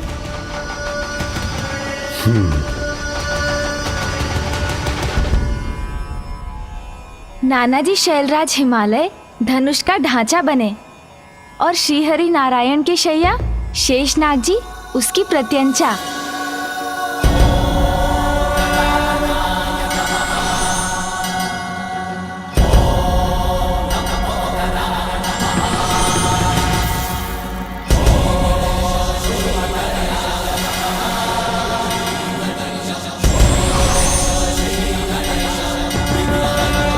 धनुष भी प्रस्तुत हो गया ना विश्वकर्मा जी, जो धनुष नहीं है। अब बाण, त्रिपुर को नष्ट करने वाले बाण, स्वयं जगत के पालनहार मामा जी नारायण हो।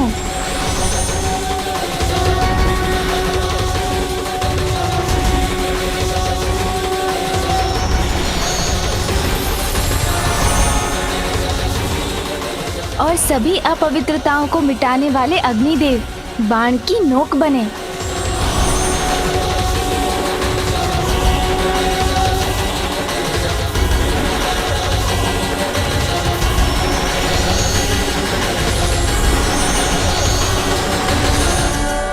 तो देखा विश्वकर्मा जी, निर्माण हो गया ना बाण।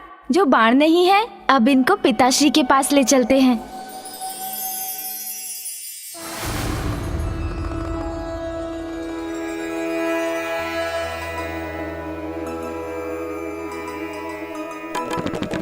युक्ति त्रिपुर के संहार को लगाए,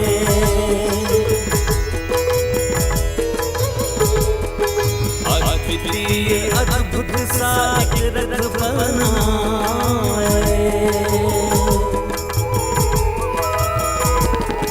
हिमालय व शेषनाग से बना धनुषा, श्री विष्णु स्वयं बाण बन गए।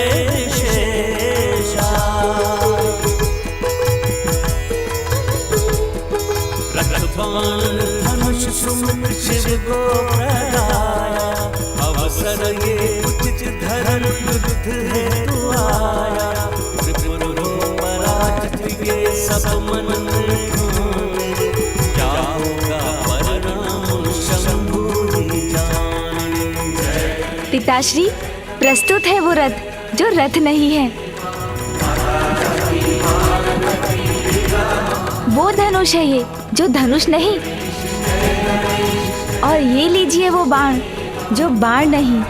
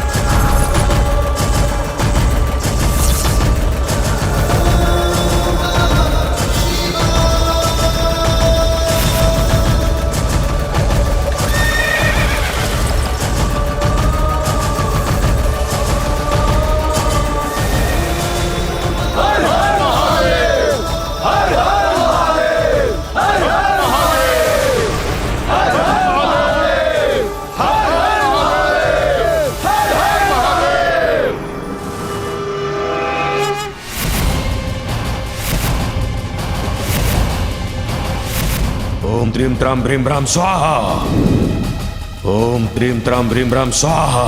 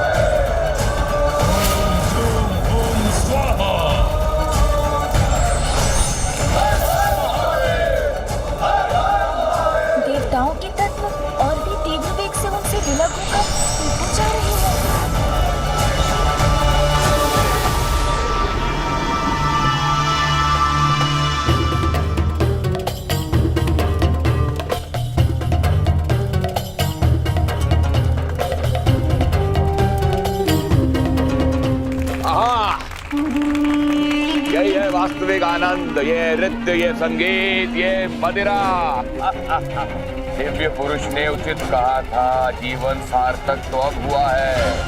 ये सत्य है, ये मंदिर से बड़ी है ये मदिरा, ये आनंद। अब त्रिपुर में ये आनंद उत्सव नहीं रुकना चाहिए। लाओ और मदिरा लाओ।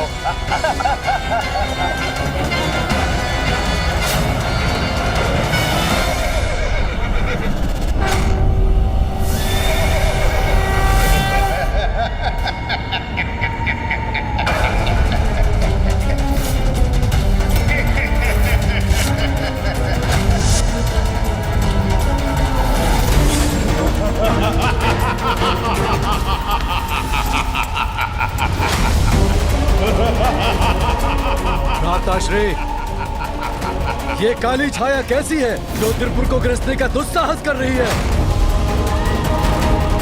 जो भी है हमारे समक्ष आओ, अन्यथा मृत्यु के लिए तैयार हो जाओ।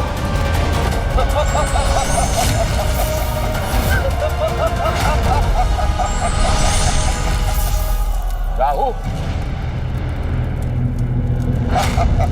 राहु तुम व्यर्थ आए हो यहाँ, क्योंकि तुम्हारा ग्रहण सूर्य या चंद्र पर चल सकता है, हमारे त्रिपुरासुर में नहीं। ग्रहण तो लगने वाला है तुम्हारे राज्य पर, महादेव के क्रोध का ग्रहण, क्योंकि अब वो अपने रथ पर आरूढ़ होकर तुम्हारा विनाश करने के लिए निकल चुके हैं। और ये मत भूलो, त्रिपुर भी अब एक सीधी रेखा में आने वाला है। तुम्हें वो वरदान तो स्मरण है ना, जब सहस्त्र वर्षों में हमारे त्रिपुर के तीनों पुर एक सीधी रेखा में स्थिर हो, और जब शिवजी अपने एक ही बाण से हमारे तीनों पुरों पर प्रहार करें। प्रभु, मात्र इसी अवस्था में त्रिपुर और हमारा विनाश संभव है।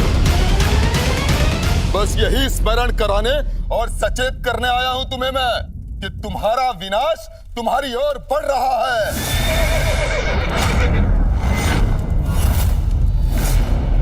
इसलिए मेरे प्रिय असुरों, यदि किसी उपाय से अपनी रक्षा कर सकते हो तो कर लो, क्योंकि बहुत कम समय शेष है तुम्हारे पास।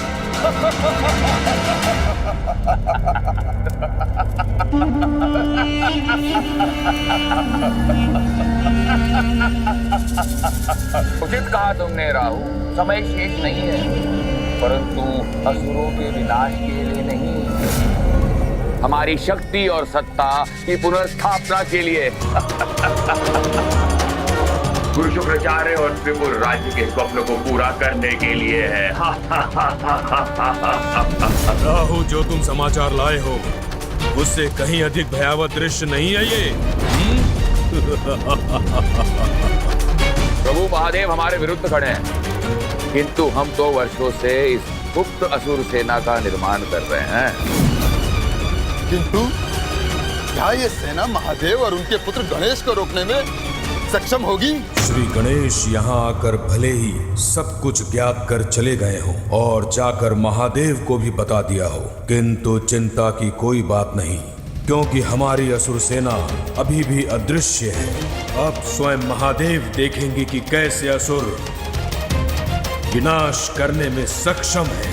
समस्त संसार में अच्छाई का नाश कर असुर सेना अपने अनुसार नवीन सृजन करेगी। ओम झूम हुम स्वाहा।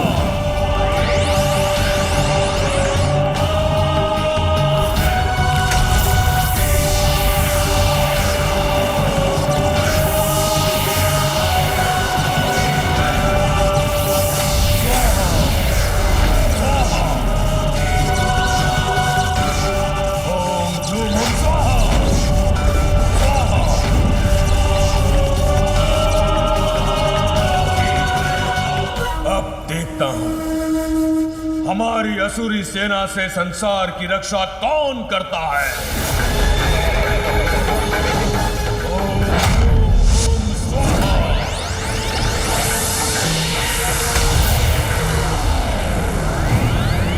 अब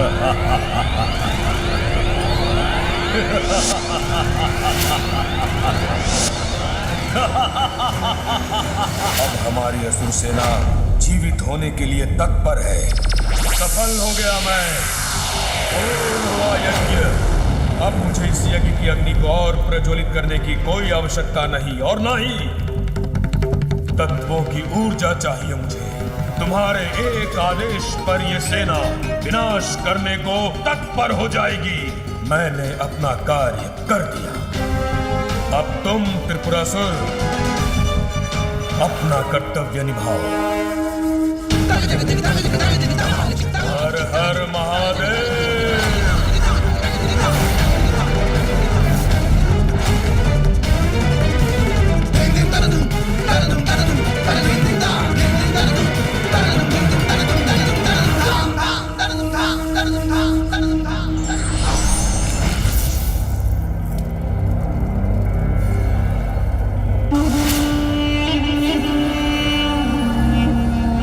असुरों और देवताओं के महासंग्राम के लिए तैयार हो जाओ। एक ऐसा महासंग्राम जहाँ विजय अवश्य असुरों की ही होगी। सृष्टि का नवीन इतिहास रचेंगे हम असुर।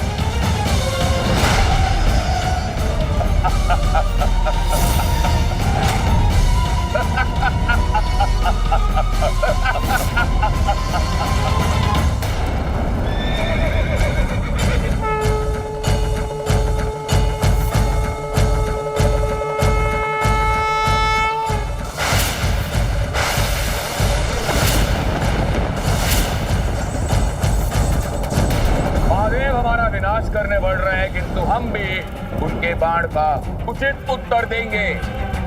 हमारे महाअसुर बाण से, हमारे महाअसुर बाण से। त्रिपुर असुर योद्धाओं उठो और भयानक सर्वनाशक बाण की आकृति लेकर नष्ट भ्रष्ट कर दो उस बाण को जो बाण ही नहीं है, उस धनुष को जो धनुष नहीं है, उस रथ को जो रथ ही नहीं है।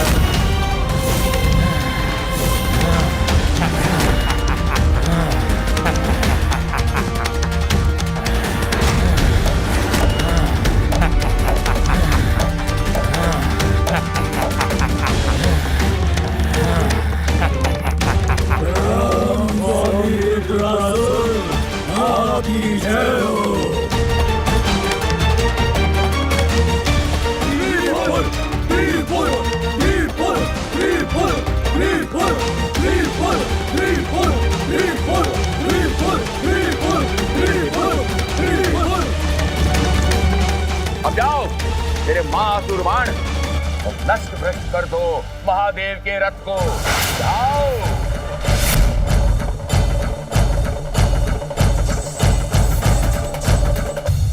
जाओ जाओ।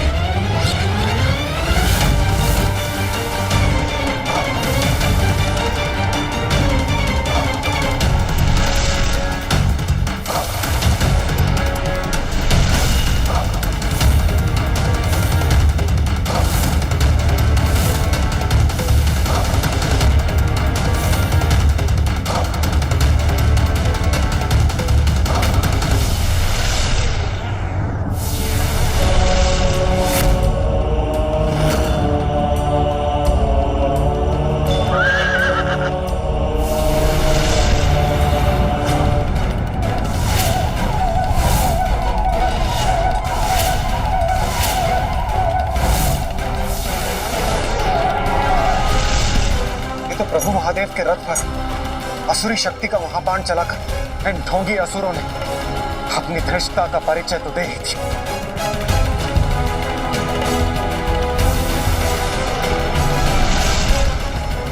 असुर बाण का तो शीघ्र कोई उपाय सोचना होगा।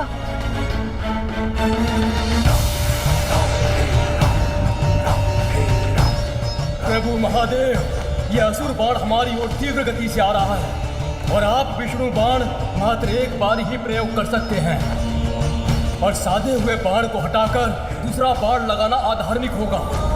अपनी रक्षा के लिए त्रिपुरासुर ने ऐसा उपाय किया है जिससे हम सब फंस गए हैं।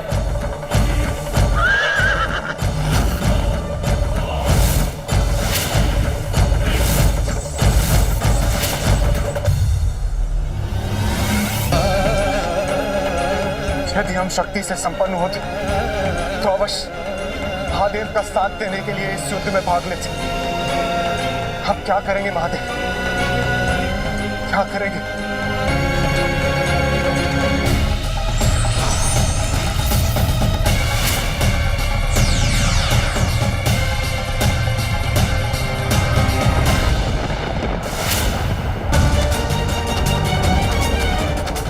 विश्वास है मुझे, पिताश्री विष्णु अग्निबाण का प्रयोग कर अपनी रक्षा नहीं करेंगे। उससे तो वो मात्र त्रिपुर पर ही वार करेंगे।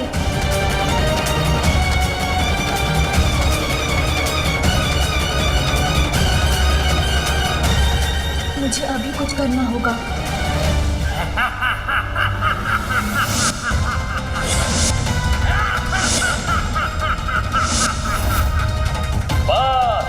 अब शीघ्र ही नष्ट होने वाला है महादेव का रथ, जिसके बाद सभी चिंताओं से मुक्त हो जाएंगे हम।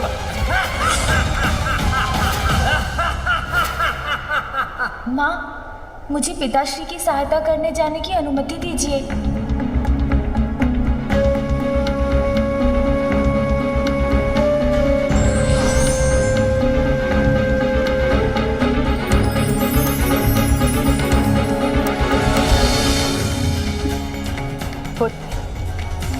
इस रुद्राक्ष माला को महादेव और मेरे आशीर्वाद स्वरूप ग्रहण करो। मुझे विश्वास है उचित समय आने पर ये अवश्य तुम्हारी सहायता करेगी। दीजिए माँ।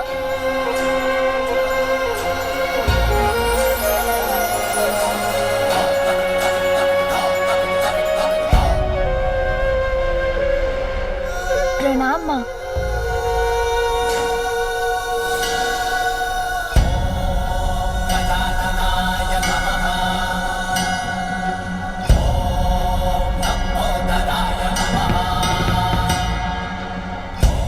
मूषक जी, चलिए प्रभु।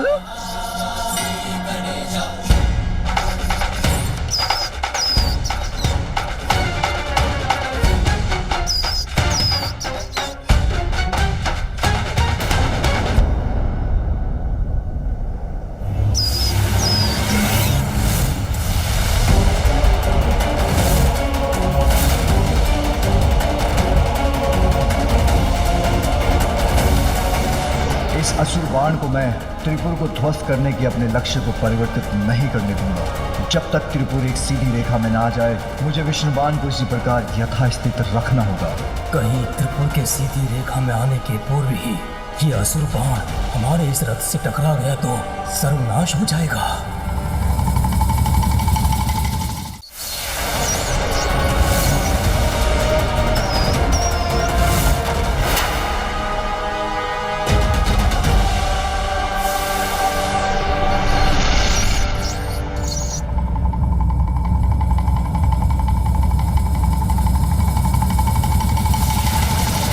असुर गुरु शुक्राचार्य हमारी सफलता देखकर अत्यंत प्रसन्न होंगे।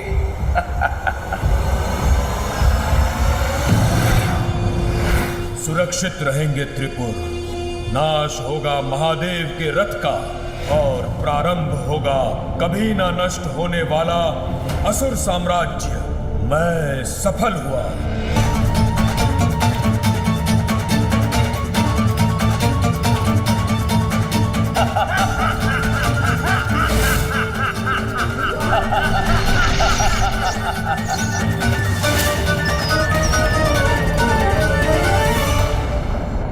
मूषक जी, यही उचित समय है।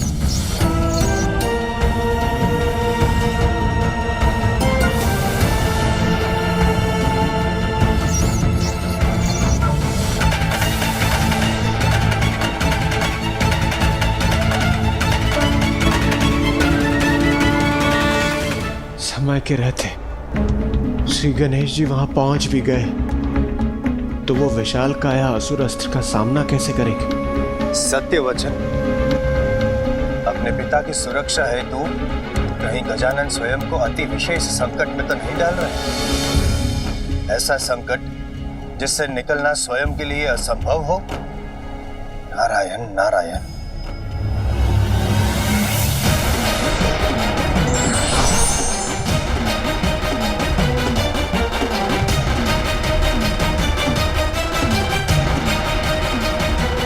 अपना आकार कितना भी बढ़ा ले गणेश, हमारे अपराजय अस्त्र से टकराकर यह अवश्य नष्ट हो जाएगा।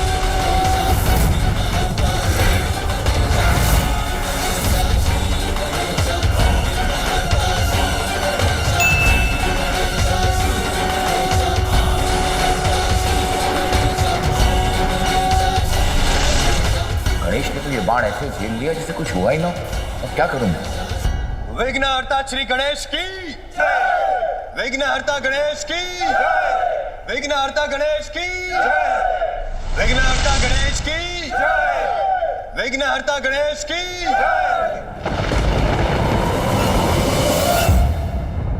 अनर्थ, घोर अनर्थ। गणेश ने तो मेरा ये प्रयास भी विफल कर दिया।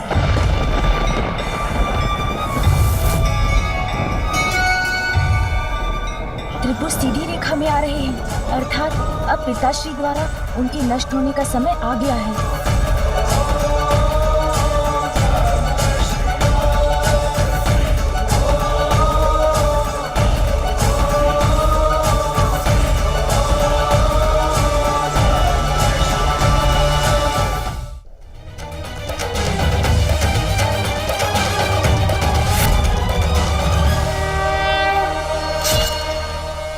अभी समाप्त नहीं हुआ शिवपुत्र गणेश, तेरी अजय असुर सेना शेष है अभी। एक ओर का वार तो तुमने रोक लिया, परंतु जब सारी दिशाओं से घेर कर तुम पर आक्रमण होगा तो तुम इस आक्रमण को रोक नहीं पाओगे। महादेव का रथ नष्ट होकर ही रहेगा।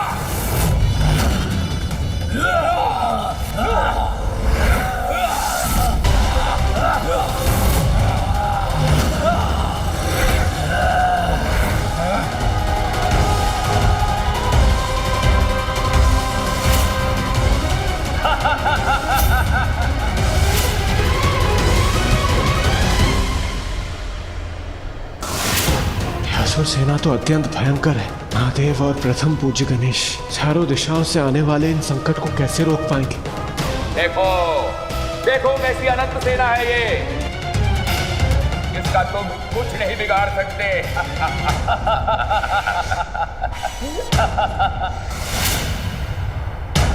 विनाश यदि आज होगा तो देवताओं का और अन्य जीवों का, क्योंकि इससे पूर्व ये सभी त्रिपुर एक सीधी रेखा में आए, हमारी ये सेना महादेव के रथ को ध्वस्त कर देंगी।